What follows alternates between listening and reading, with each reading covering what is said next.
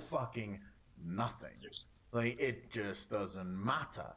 Get the hunter. That's being played at a level far above what we are even fucking aware of. The next time we learn of this is Summer. Forward. Spirits say this. And I know most of you have seen this before, but I do want to show you again. Because I need to be sure that everyone that sees this understands. So if you have seen this before, just enjoy it with me. It's fucking cinematic. We all love it. Vanguard Reviewer is now live. Streaming World of Warcraft Pash SHTF. Let's PvP it up. Need to make sure everyone sees this because it's important. Blizzard pays a lot of attention to minor details. So it's always important to note facial expressions, to note what Blizzard is trying to convey within these facial expressions. She's looking away. In the end, death claims us all, and it's not as if she's looking fondly. Like, look at her face, and tell me if you think this is fondly. In the end, death claims us all. I knew the voice Disgust almost not disgust. Disgust might be a bit of a harsh word, but there's a moment there where she thinks of the unfairness of it all. You know, the unfair, the sadness of it. It's so unfair. There's nothing we can do about it. We can't stop death. But the Horde will live on. I have never, nor would I have ever imagined enough that you would be the one to save us. The spirits have granted me clarity. No one's backing. I'm resending. Many will not understand, but you must step out of the shadows and lead. You must be watching. Fuck! You're just so good at stopping it. Surprise. And I've said this before. Surprise. Sylvanas is surprised by this. But this is the second time she was a fool. This is the second time she thought she could escape the bigger games being played. I believe this shock on her face is what led to her heading to Helya. This is why Sylvanas went to Helya. To find out exactly what happened there. To the one person that she knew would be honest. Would at least tell her what the fuck happened. And then when she knew what happened, when she finally realized, and remember we learned this during the Other Side dungeon. If you look at the Other Side dungeon, the dialogue that's happening there, Muazzala admits that he was the one who took Vol'jin. He was the one who whispered to Vol'jin to make Sylvanas the war chief. At this point, Sylvanas is not working with them. She is surprised by this. But Sylvanas makes her way to Helya. She discusses with Helya what the fuck happened. Why am I the war chief? Because she has her doubts. She doesn't quite understand why she would be made the war chief. And then Helya tells her. Then Helya explains it to her. You must be war chief. Because the forces that matter, the only forces that matter, willed it. In other words, it doesn't matter what you want. What in the fuck was that? Do you truly think that the gods of the universe gives a fuck about you? Do you truly think they care? So here's what I think happened. At the end of ICC, Sylvanas throws herself off the top of Icecrown Citadel. Her body crashes on the Saronite. She throws herself? And she finds herself instantly teleported into the Maw, a place of immense suffering. And there she meets for the first time the jailer.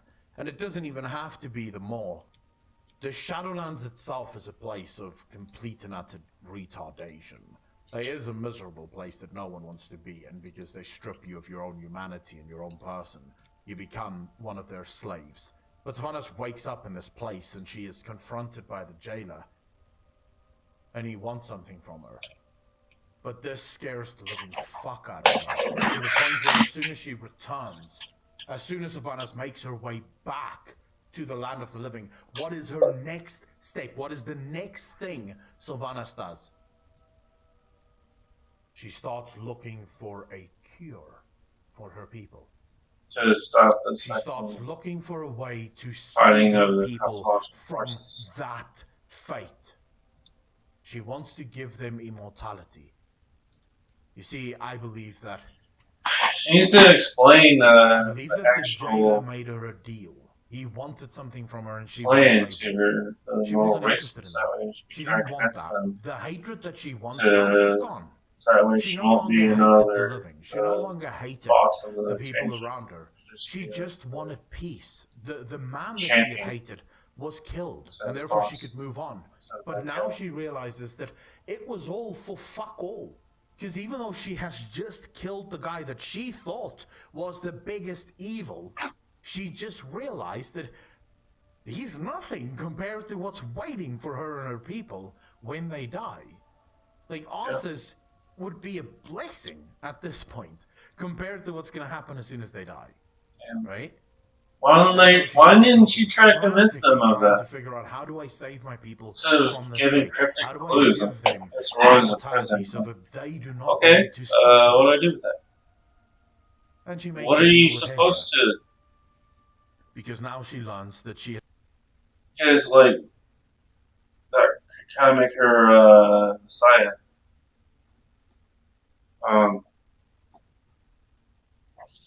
You know, like try because obviously she had converted Thanos black collar to her cause. So, heck, how did she even do that?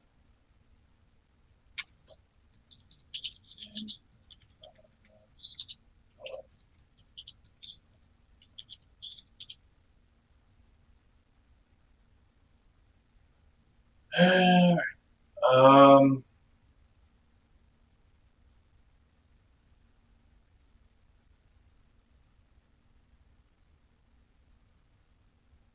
He was a farce writer. Wow. Champions on his cause and face all first.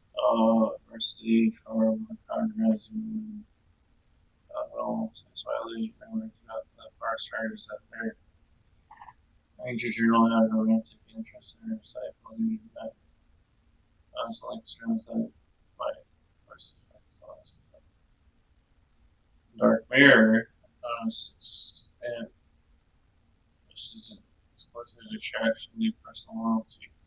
Just spouse saying that she is more important to him than his own or his position as married or text further places emphasis on the physical closeness between the two, such as Sylvanas brushing his hand with her fingertips or pressing his company covered in the night. And there's that. Oh shit, there you are. I love this. Dark Ranger, oh yeah, alright, long advice for not seeing Swan's thing in favor and affection for him. What is?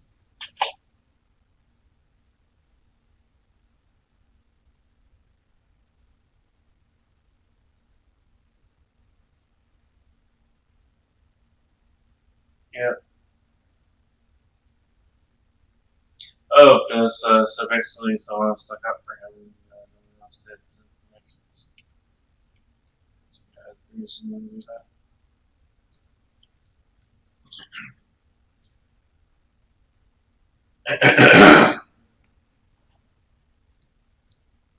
Why? Someone should.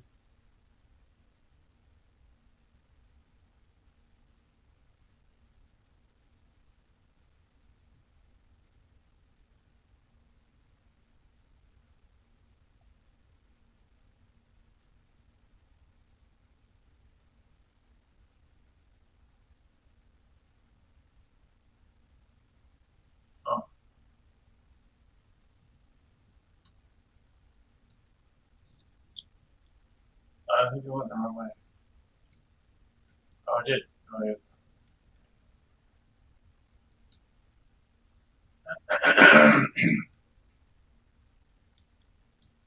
So she didn't really have to convince in front of this black collar. And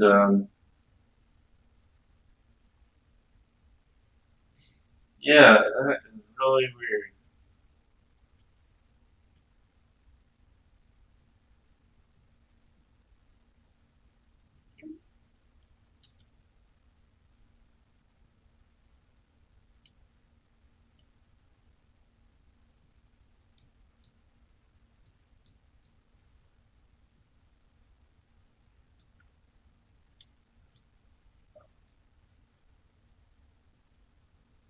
That's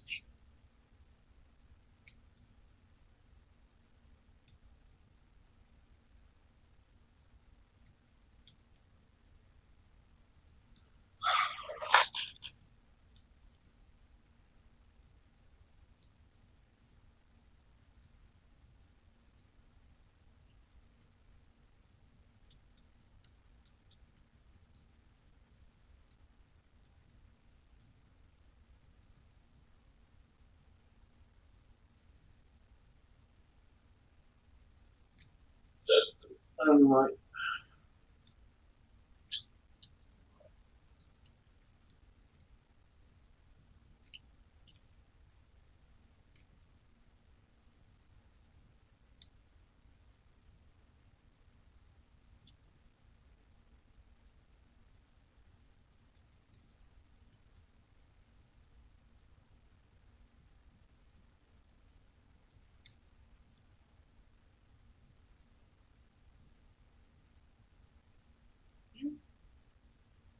oh, come on. 3,000.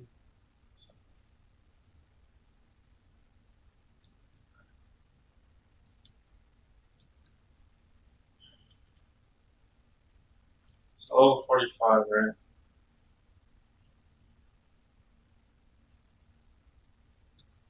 I just go there and it's level I want.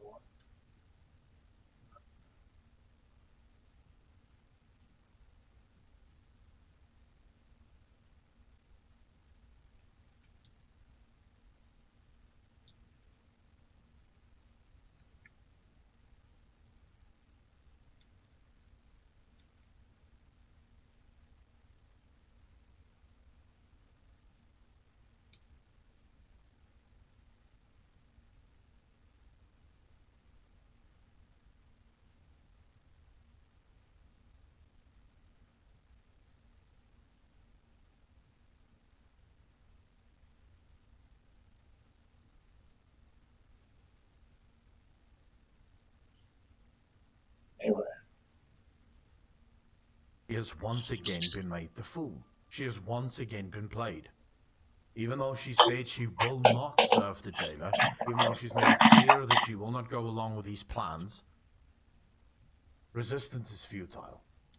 Helia explains this to her. So the deal between her and Helia is rather... Well, technically, it's not futile. You just have to find another way to change things. You know? If resistance will be futile, then you know what I mean. Please tell me we get there. Yeah. The story will just end. Sylvanas enslaves Ayer. The decision to do this, however, I don't think was the main decision. I believe that there's a soul inside that lantern there. Something big, something massive.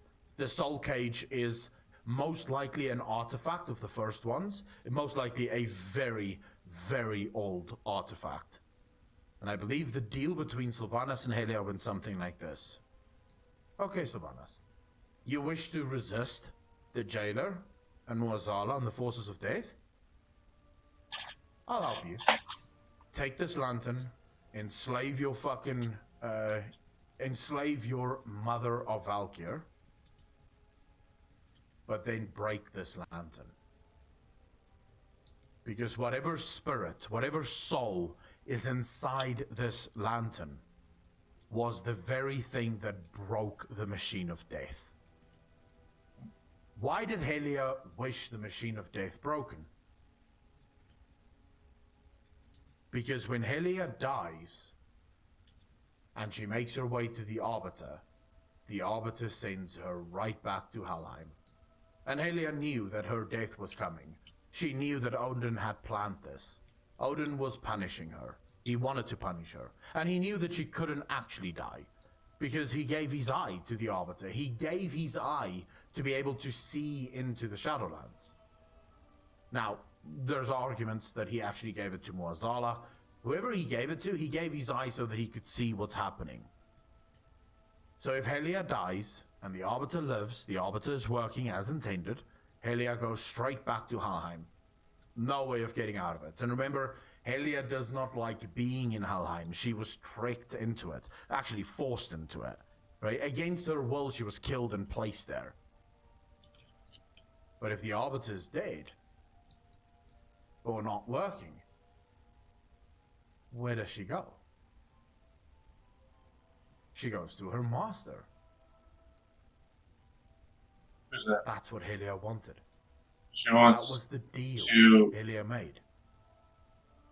You see, when Sylvanas realized that she has once again been made a fucking pawn in Death's games, she said, no. No. I will raise an army, much like Arthas did, because this is exactly what Arthas himself intended to do. I will raise an army, and I will destroy Death. I will kill the jailer, I will kill Muazala, I will kill them all. It failed, because of gain. At least Helia got what she wanted. The lantern broke, the Arbiter fucked. Helia straight to the Maw as soon as he dies. She doesn't have to return to Helheim. And so, we get this. Life is pain. Hope fails. Now you understand. Note that now you understand. Sylvanas is desperately trying to let Delaran see. Well, why only her though? She Like- needs Delaran to understand that this is If you- futile. Why would you not do that before you attack Cut? What I'm about to do, your attempts at stopping death is useless. Why don't you just say, hey, Useless. you know, I've seen You cling hell, to life, it and doesn't I matter. realize that this fight is useless, so why not join me and break the system? Ah, don't grieve. You'll soon join your loved ones. Remember, she knows that they're all going into the Maw. Sylvanas is well aware that all of them are going into the Maw. Shut again! I grieve for you. Who's that? This is where Sylvanas gets angry. I grieve for you. In other words, everything that I have just explained to you, everything that I have just fucking told you, and you still don't get it. You grieve for me? You've made life your enemy. And that is a war you'll never win. You can kill us. But you cannot kill hope. Can't I? Can't I? You can kill us, but you cannot kill hope. You can kill. Sylvanas asks, can't I? She wants to go. Ours Oh, is a she wants to cycle of destroy hatred. religion. Or the Alliances Cosmonauts forged forces. and broken. We have paid the price for sharing this world. And we have forgotten It's like there's a strong. trope of she is not I hope this caring of makes who sense she to hurts you. because she just wants to break the cycle. She doesn't care if she puts to the Shadowlands Yes. who she hurts. Right, so just, you know, it's all worthless. It's like Dr. Manhattan, you know? Spoiler alert. You Before stop I caring tell about, you get so powerful, you stop look at caring this. about. Think for a second. But keep this in mind. It has fuck all to do with the tree. The tree is not important. It's breaking the Nothing to do with the tree. belief. It has nothing even to do with the night elves in the tree. It's the will. Burn it!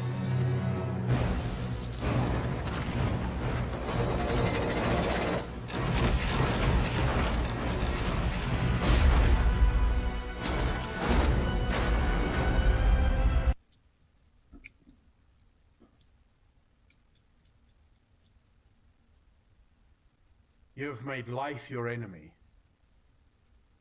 And that is a war you cannot win. You can kill us, but you cannot kill Hope. What did Sylvanas do just before this? He tried to kill Malfurion.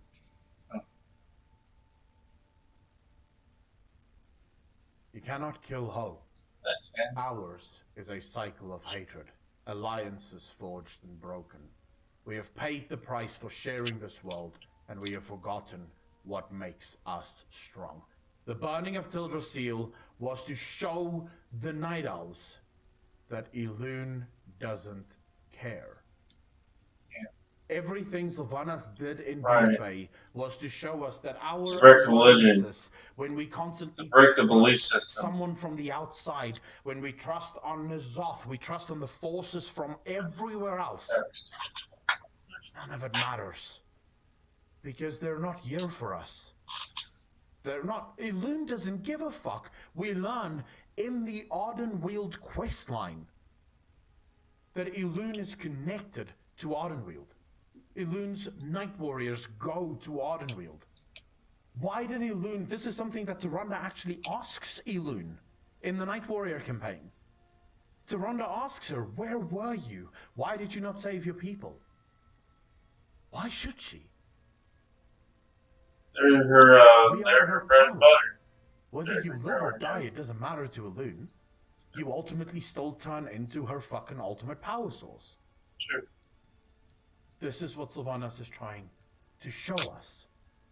She is trying to show us that stop trusting in the light, stop trusting in the void. Her own sister has embraced the void. Like there was a trope like that with Wildstar where life-affirming energy that will just save I guess us. not spoiler anymore because the game's dead. But basically, there's the story goes for Wildstar is that I think it's called the Elden. They were like a super high-tech race that did experiments, and then they discovered combining the elemental forces of basically cosmological forces together to make an aberration just experiment. And then eventually they found out how to turn an Elden into and then fuse an Elden with all those forces, and they created the entity, which is like basically a experimental super soldier, like God, really. And it became schizophrenic. It had good and evil, because I guess all the elemental forces were not exactly like all uniform. And when your character comes along, the Elden race is extinct, but the entity is still there. And you're trying to fight.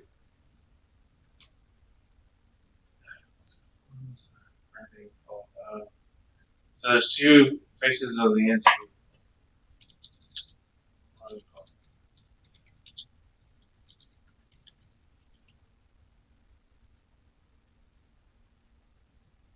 Starts with the L. Like the master.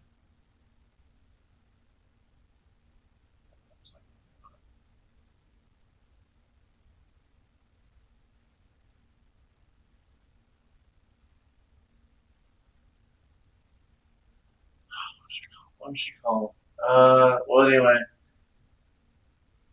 I can't remember her name. So basically, let's just call her White Girl.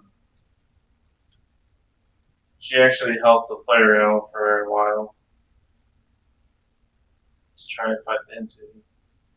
Although it was heavily hinted, but not quite completely revealed, because the game kind of like died out before it was revealed. But basically, they just threw breadcrumbs in that the entity and the White Girl are exactly the same. They're two shades of the same.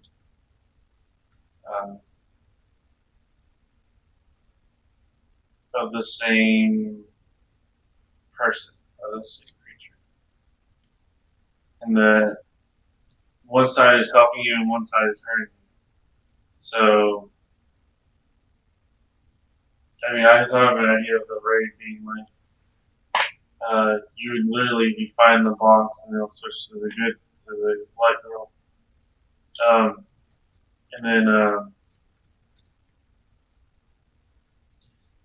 And then you would have to try to force her to switch back or to fight her. And obviously there'd probably be some way to like separate them.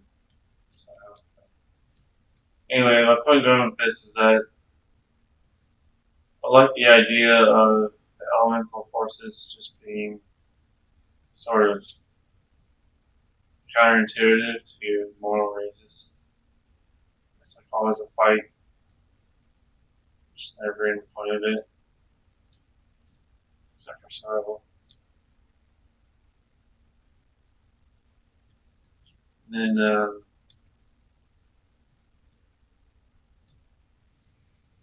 yeah, it's a pretty neat trope. It's pretty hard to pull off. You have to set it all up really nice. It takes a long time to do that. So. It's fun. First of all, I would really love some sort of redemption arc, to be honest, like some way where she summons a champion like Thanos, maybe, for the final raid. And then you kill him and she realizes that, oh, okay, this is yeah. Or she realizes that she can't convince, there's no point in campaigning for this crusade if she can't get the Marvel races to actually side with her. Because even if she creates this new cosmological force, she would still have to deal with the fact that all the races that are still alive will be against her. And she doesn't want to kill them all. So instead, she just breaks it off and they try to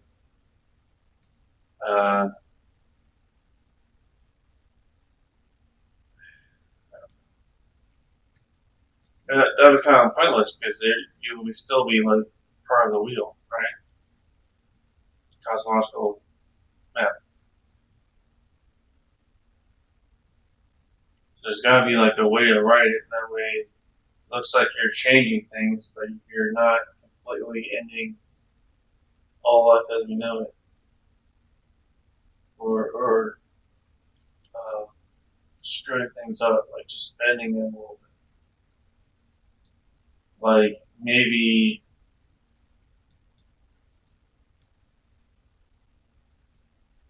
allowing, I don't know, this is really in my head right now. This is like some serious theology stuff. Okay, so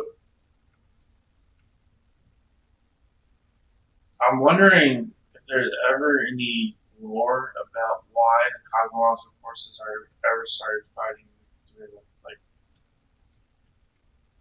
it could be resources, it could be in the quest for Anima. But if they're endlessly fighting for eternity, I don't know. And there's no heaven. So I'm thinking the end result of that would be the complete. Because I'm guessing the Warcraft goes by the law of matter that it cannot be destroyed, but at the same time it can be reorganized to the point where it's not useful. Right? So, like, let's say if fell demons came over and then completely took all of the ore from Palstring Valley, they'll be gone forever, right? You can't just like make ore overnight here. You know, the game spawns.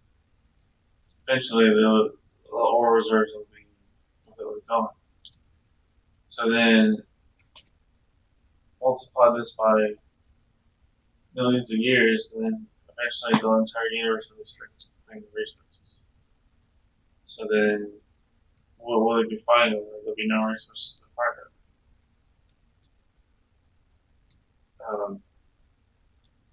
Then what? Maybe it's a different, completely different universal, completely different. The universe goes by completely different laws. Like matter can be created. Like it can magically be created by maybe not the first ones, but like the creators of the first ones, the people who are in charge of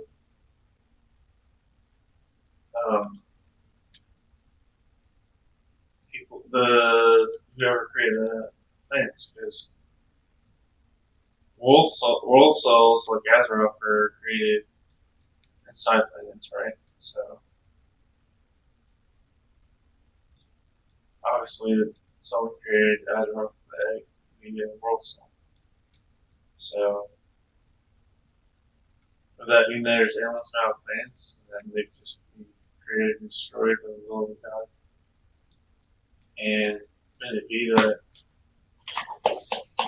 maybe Sylvanas' task, if it was completed, will allow us to venture into the outer sections of the cosmological map, like people who are in charge of creating the forces in the universe.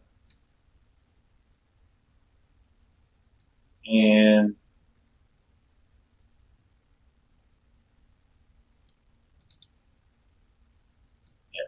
yeah, who knows where that goes. I'm guessing that there's an expansion for the plane of each cosmological force that is twisting the other. But we'll see. Like what happens after you go through all of them? I don't even think the lore is written about who is beyond the first ones. Something created them. I'll check.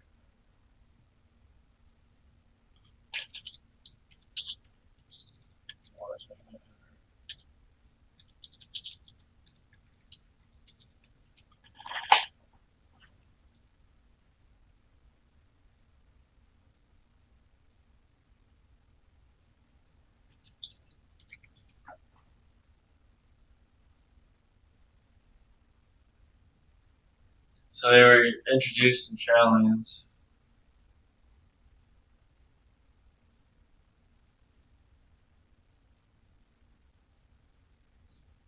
So I go into expansion into them now.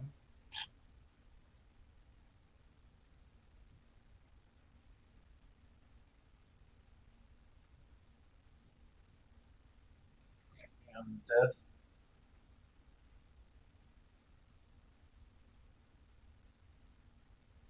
Bonus. The ball. Noctis. Queen. Arbiter.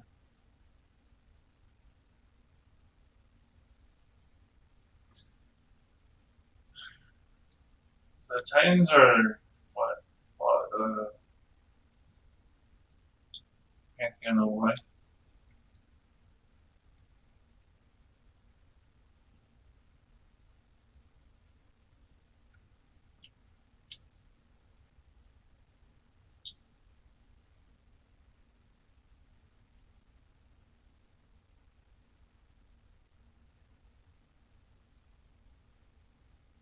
This arbiter is a judge.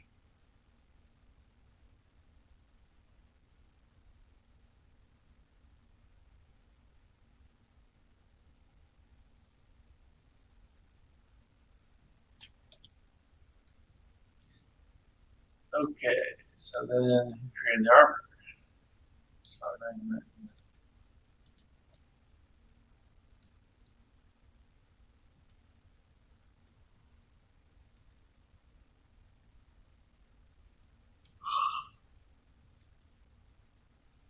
damn. Yeah, I'm back up.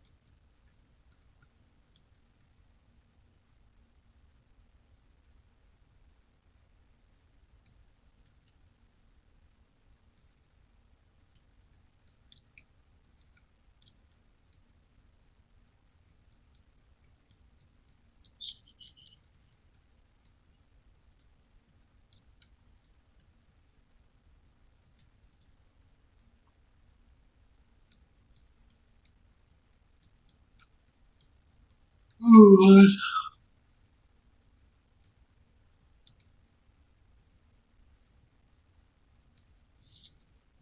So we don't even know that much about Arbiter. How are we going to know about who created him? Or,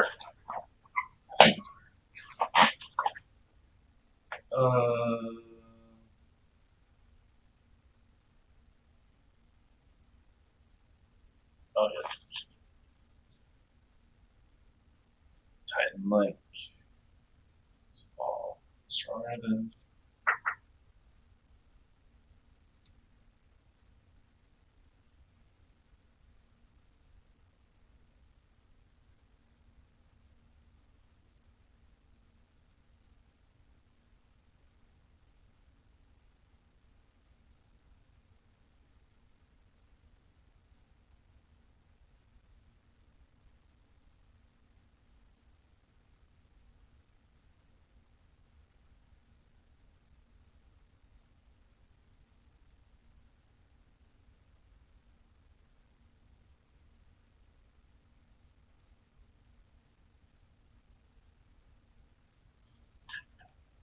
That'll be fun.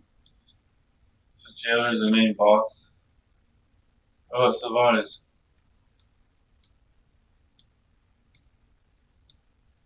Who does he take him out? That's what I want to know. Anyway. And what Sylvanas is trying to show them is it won't. None of this helps. None of this will save us because these things, these powers, they have goals and aspirations that we do not form a part of. We are not important to these creatures. We're not important to the light. We're not important to the void. We should look after ourselves and only after ourselves. We also learn in the Shadowlander intro question that Sylvanas have captured 4 alliance leaders. Well, 2 alliance leaders and 2 horde leaders. The leaders was kind of interesting to me. Like the leaders that she decided to capture was kind of interesting to me. She decides to take Anduin and Jaina, Bane, and Thrall. And don't forget that earlier in the expansion, she tried to take Malfurion. Because if she killed Malfurion there, Malfurion would have been sent straight into the maw. Thrall, through this quest chain, the intro quest chain for the Shadowlands, Thrall says that they've been tortured by the jailer. But then sometimes it felt as if he was testing them. Sometimes it felt more as if he was testing them than what it felt like he was actually trying to torture and kill them. Why Conditioning take them. Thrallbane, Jaina and Anduin?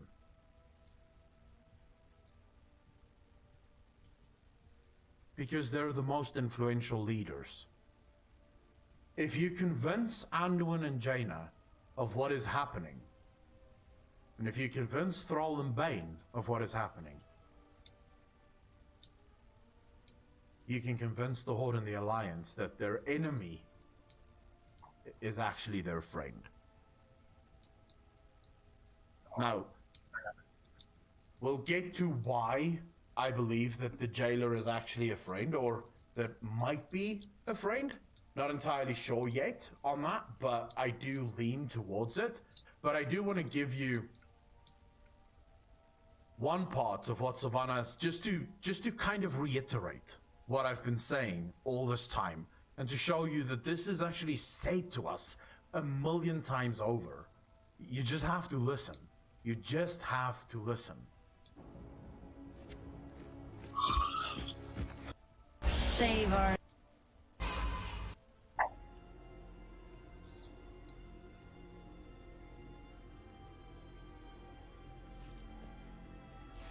Remember, just earlier in this, she told Sarfam, I trusted you.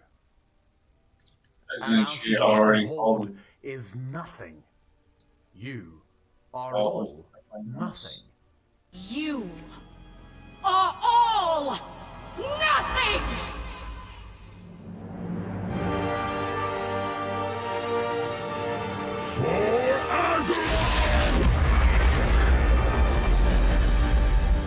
That is like the coolest thing fucking ever. Just want to say that is so fucking cool. Okay, listen, because she's And actually you could telling see us. yourselves as I see you. Toy soldiers in tin plate. Beasts who howl for honor.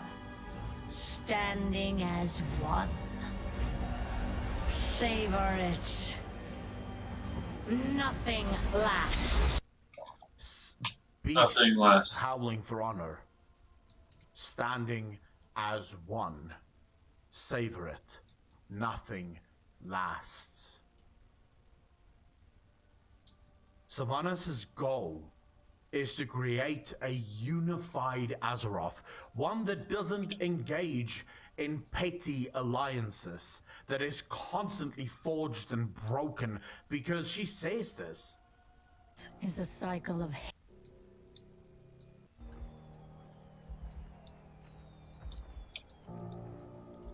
Ours is a cycle of hatred. Ours is a cycle of hatred. She is trying to explain to us that we still don't see the true enemy. We still haven't realized. And think back to the Arthas. For those of you that read Arthas, congratulations, you should know exactly what I'm talking about. If you haven't read Arthas, I implore you to read Arthas. But think back to what Arthas explained in his book, and I've said this before. The reason Arthas wanted to turn the whole world into Forsaken was his insistence that the mortal races quarrel too much. They constantly fight amongst themselves for arbitrary bullshit that doesn't matter. And she says it there. Toy soldiers in tin plate, beasts howling for honor, standing as one. Correct. She's trying to explain to us that we can't stand together because we don't yet see the truth. We don't yet see what is actually happening. This is why she tells Delaran here. pain. Hope fails. Now you understand. Now Hey. you understand. Resistance is futile. I have seen the enemy. I know what this guy wants. And it is not fucking good. I know what awaits us. This is why at the end of this cinematic, This world is a prison. Sylvanas has been telling us this whole time. If you go through every single one of the cinematics, she's been making it crystal fucking clear. And we have just decided not to listen. Because everyone is so obsessed with either loving Sylvanas or hating Sylvanas that no one seems to recognize that we are being told what she's doing. It's being explained to us. So I said before, the breadcrumbs, you gotta find it. Evil. But she can't allow this shit to keep happening. Ours. Hatred. Alliances forged and broken. She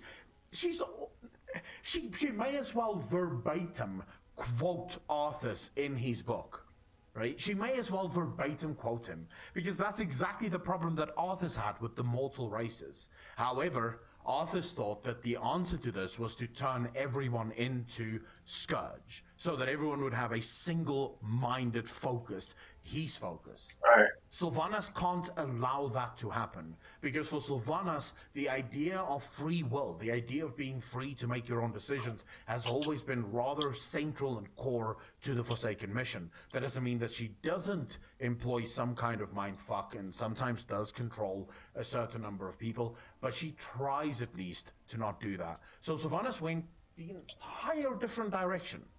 She decided to show us. She's not going to try and kill us all and turn us into Forsaken. She's going to show us what is happening. That is why she and the jailer captures the four most influential leaders of Azeroth. Oh.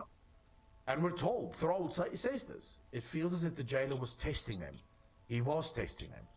He needs to know if they can stand up for it. And the next conversation that we're going to have, and the next discussion, I'm going to prove to you that the jailer has been betrayed. That the jailer is not our enemy. At least I'm going to try. But I want to hear, before we get into that, I want to hear what you guys have to say about this theory. Because, you know, this is something that I've been working on for quite a while. And I would love to hear what you guys think.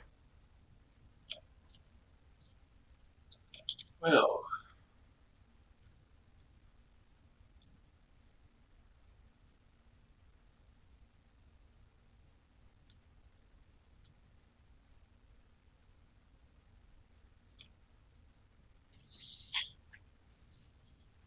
14 days, 2 weeks left.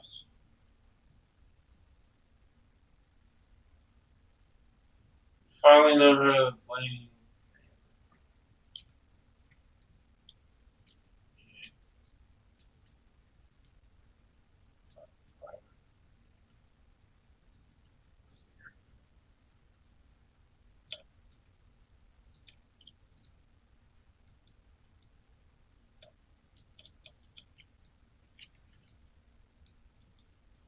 Mr. Honky Doo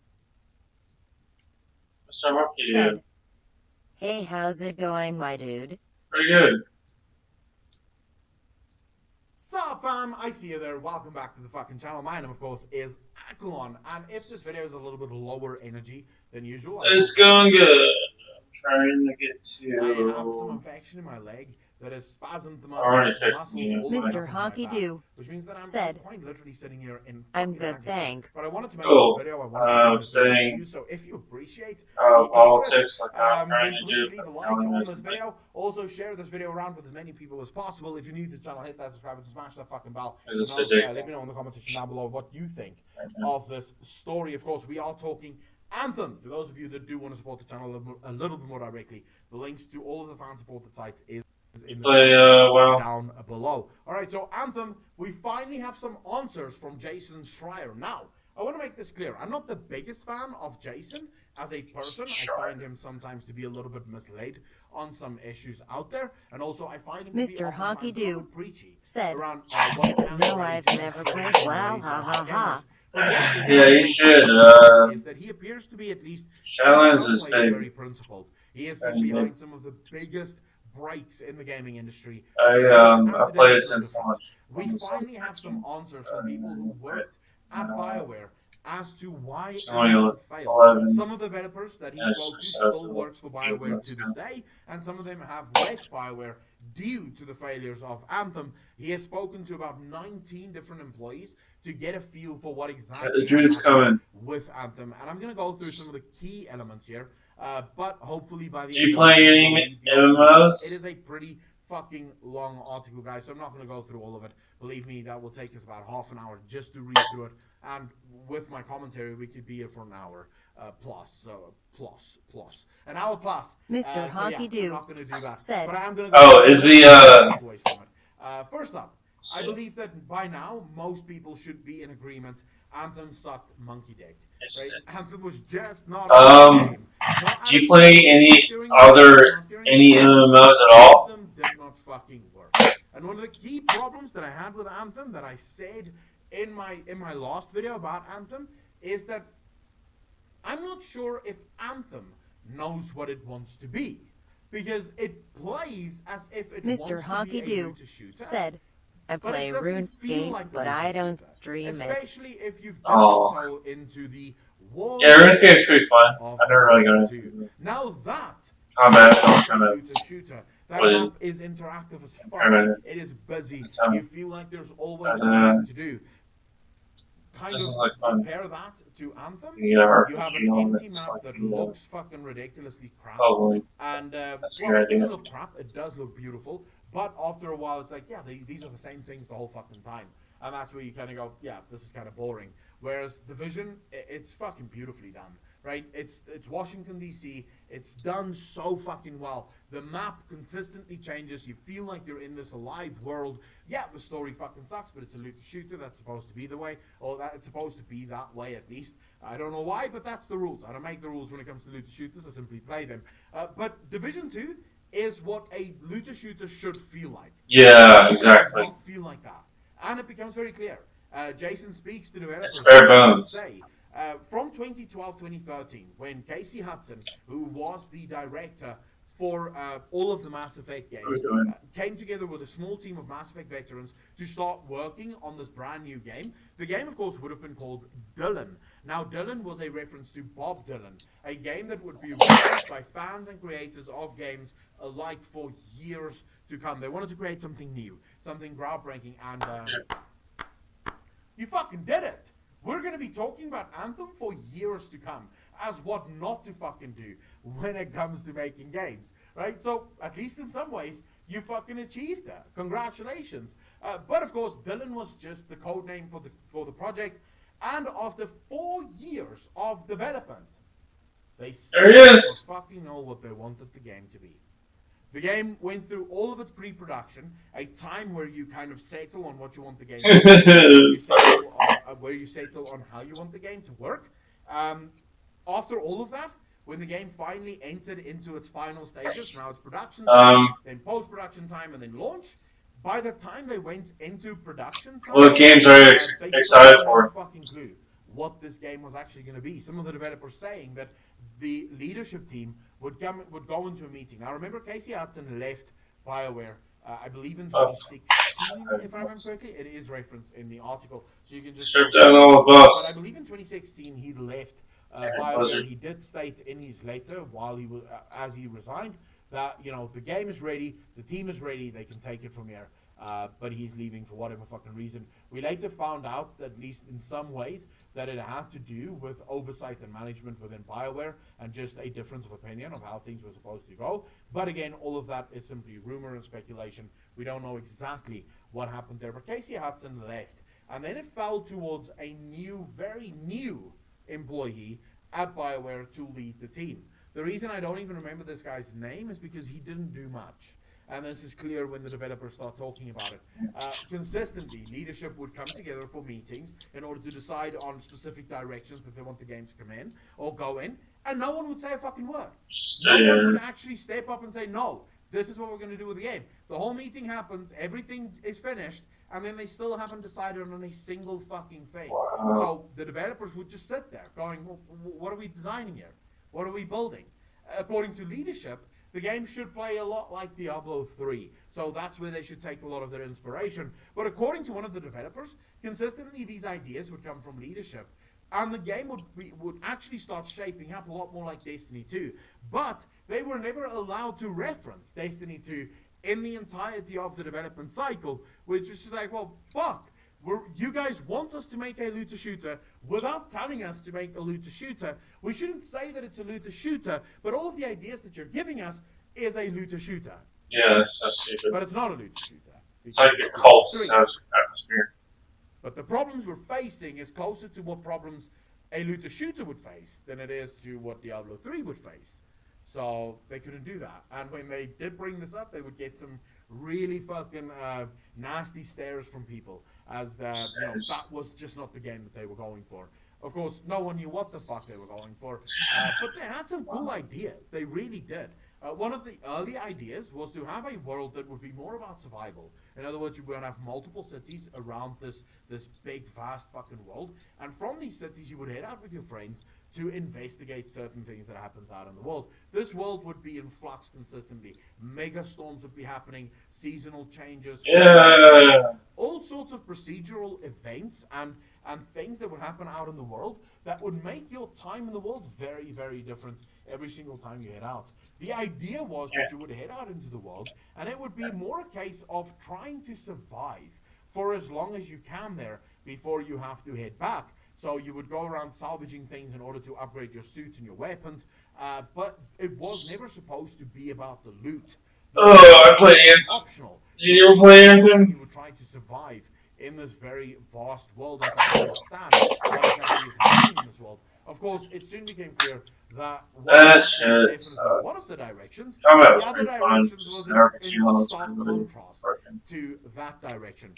Yeah, you should have like 0% chances. Settled on it being kind of a looter shooter, but also kind of not being a good game whatsoever. And they kind of knew that it was going to fail. And I'm going to give you just a very quick idea of why I believe this is. Right? So you have a leadership team that is incapable of taking leadership direction. They're incapable of actually coming up with any sort of idea or any sort of direction for the game. And this is most likely EA is to blame for this. Remember, if you're a developer that works for EA, you know that your job is pretty much on the line constantly. There is just you're replaceable. You're gonna have a job tomorrow or not. Of course, Visceral Studios gets closed down, and you as BioWare know that Mass Effect Andromeda was one big. The stress. You know that EA stress casualties. Looking for this is a game that you down.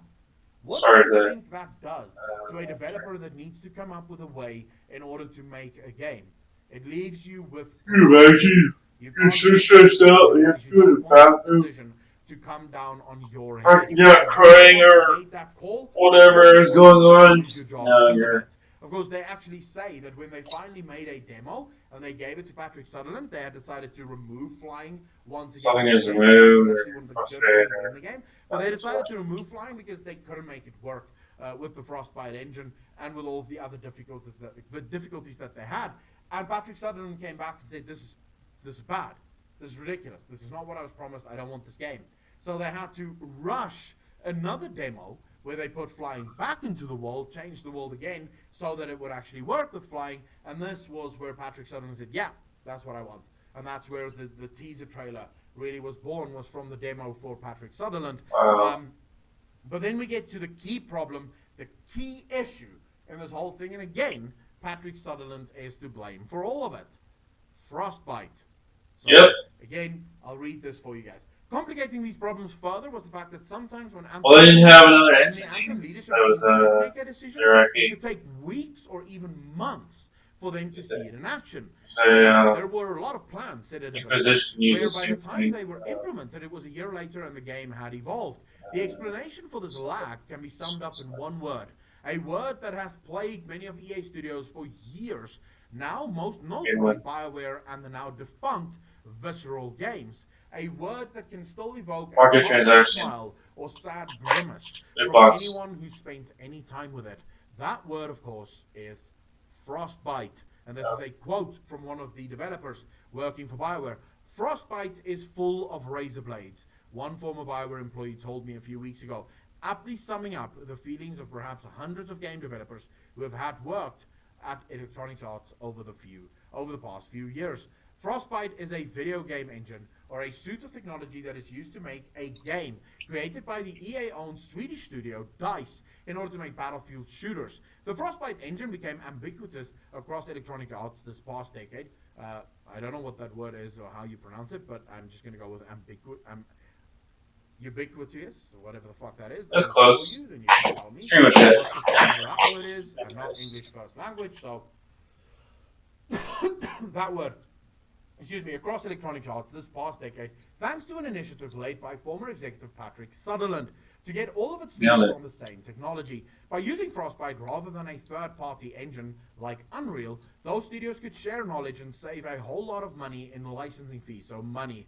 It all came down to money. BioWare first shifted to Frostbite for Dragon Age Inquisition in 2011, which caused massive problems for that team. I am not doing good at all. Developers had taken for granted in previous I think engines, I've died. like a save load system and a Seven times. third-person camera, simply did not exist in Frostbite, which meant that the Inquisition team had to build them all from scratch. Mass Effect Andromeda ran into similar issues. Surely the third time would be the charm.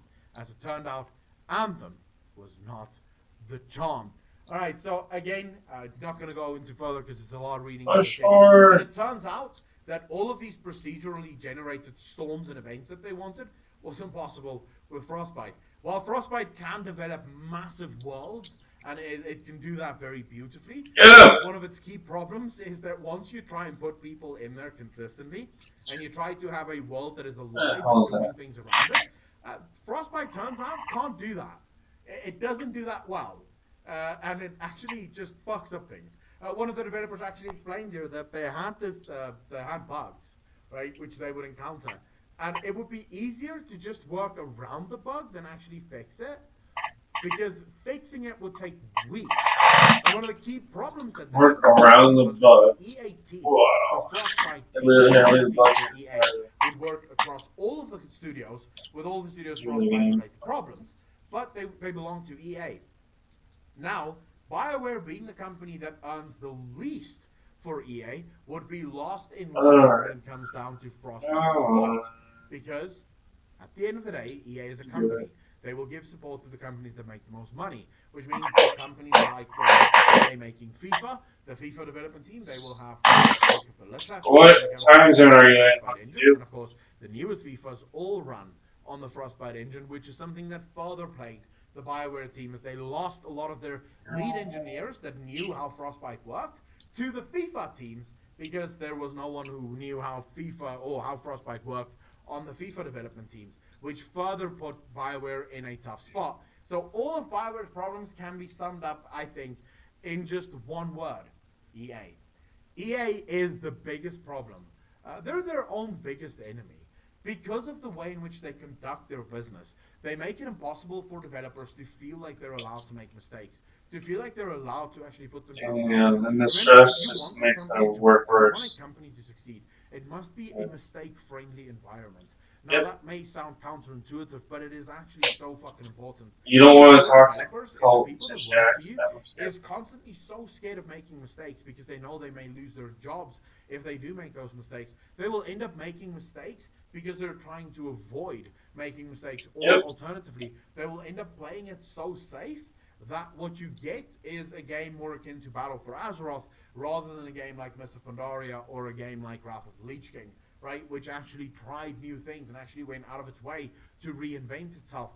You will end up with a very safe game that really doesn't push the boundaries in any way, shape, or form.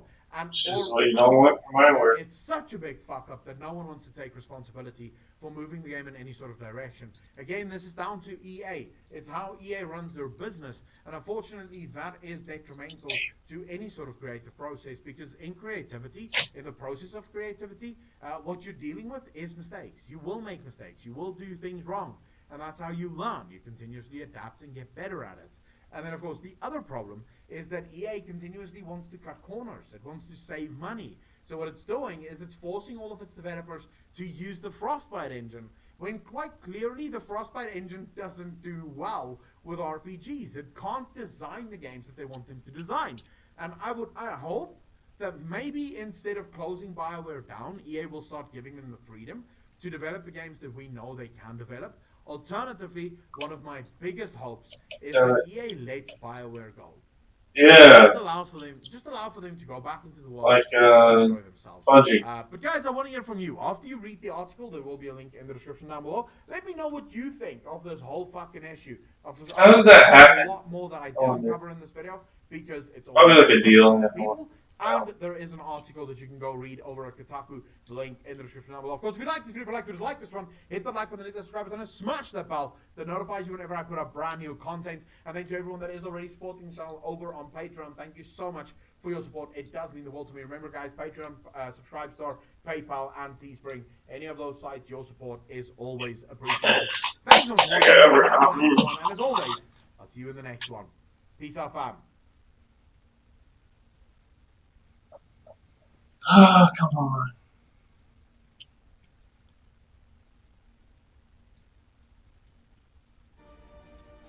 Right, in the bottom right side, we got ourselves a red Terran player fighting for the Dragon Phoenix games. He is Cure. Top left side, the blue Zerg. Boring. For the train. Shit hits the fan.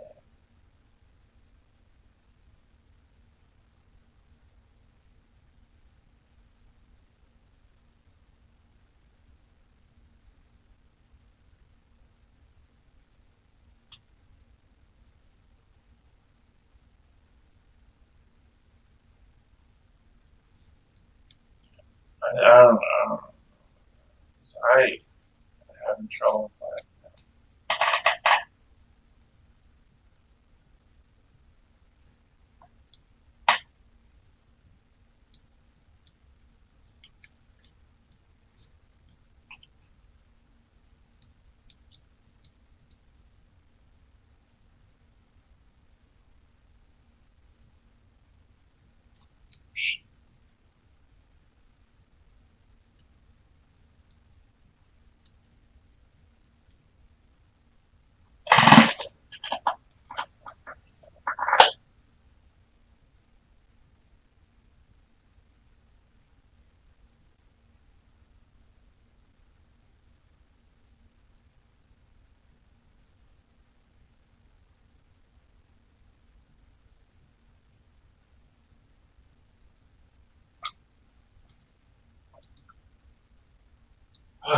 Same forever.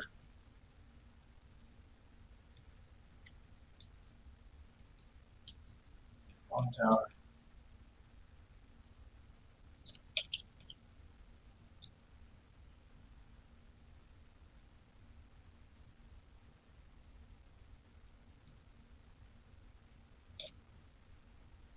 Just got more quests. It's gonna take forever.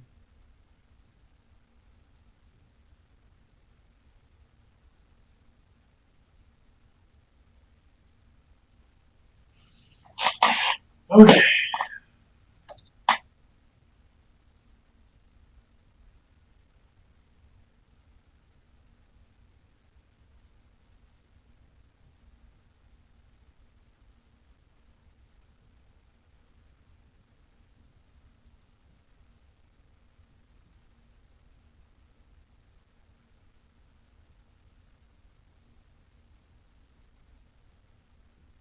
Why?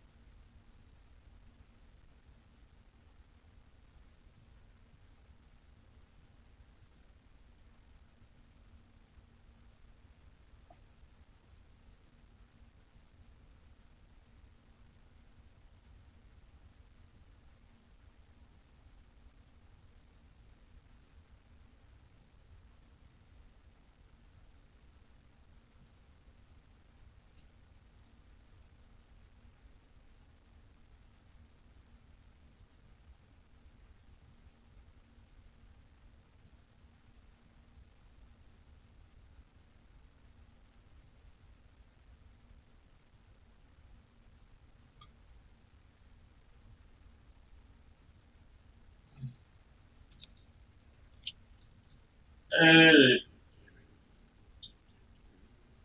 okay. Oh, yeah.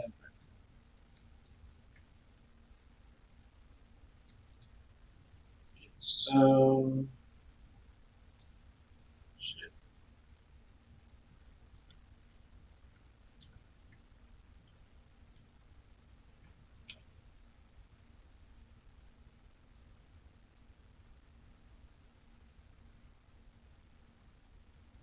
Sweet. First max level tuner.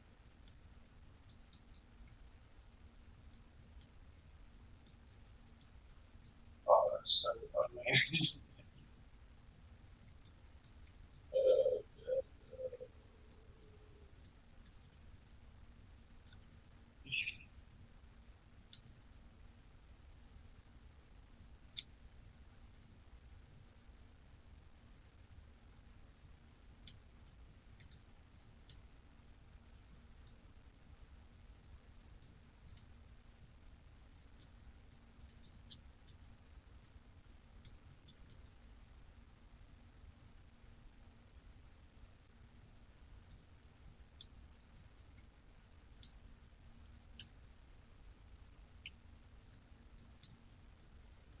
Holy Lord.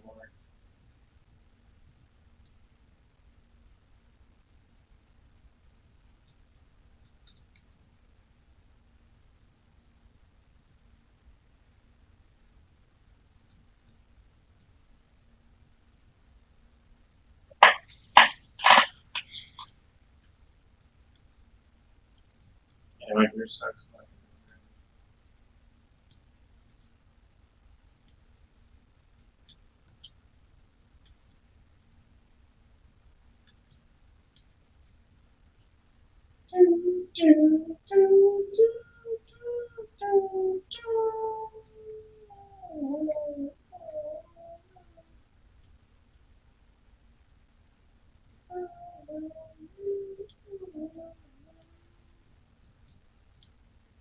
Okay.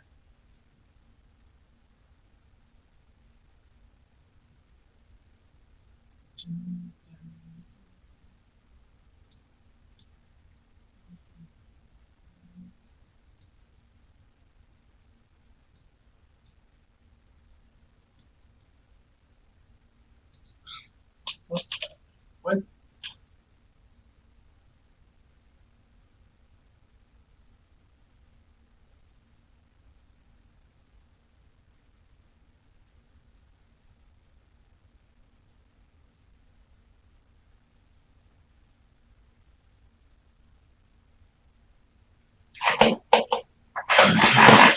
Sorry.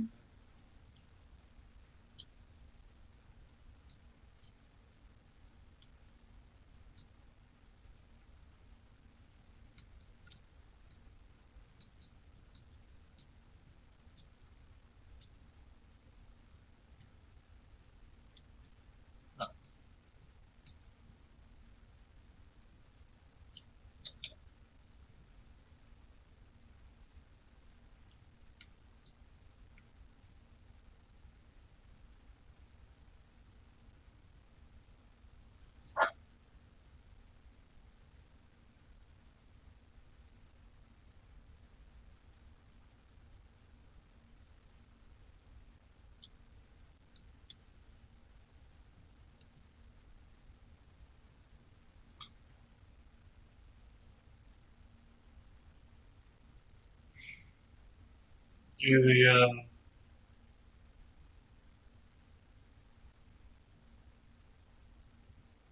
what's it called?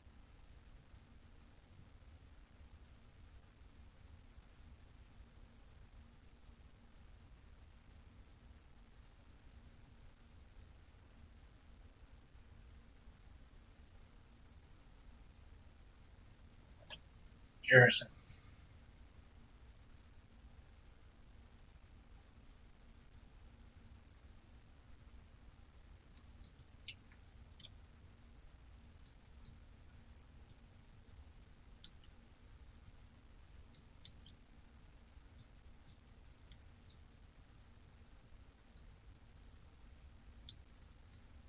I'll do one.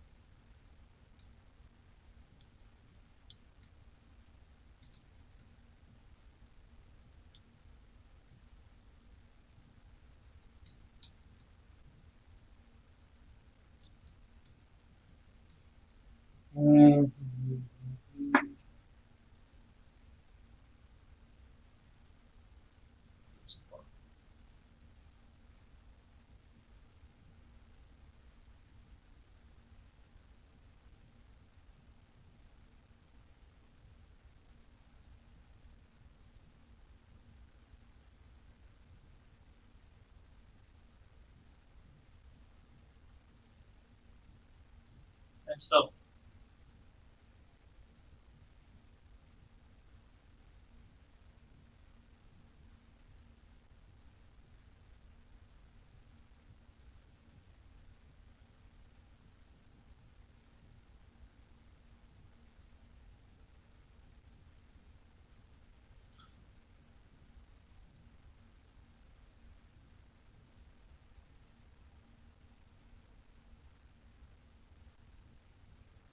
Okay.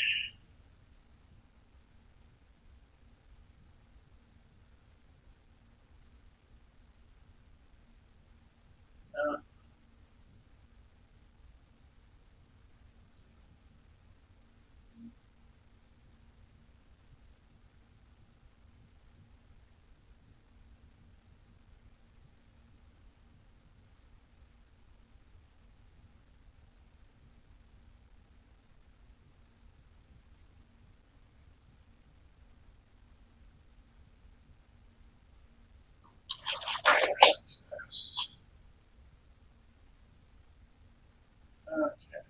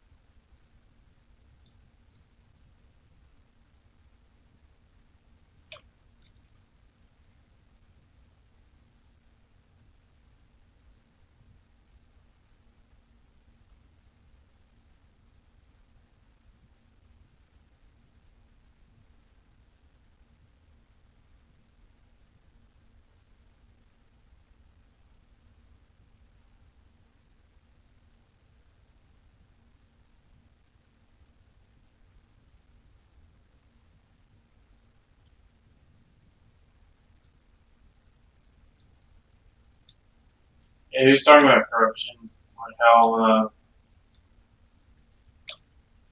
basically how safe BFA was, and like, yeah, that's a lot of shit. Corruption is at their armor forefronts. Probably the most risky expansion ever.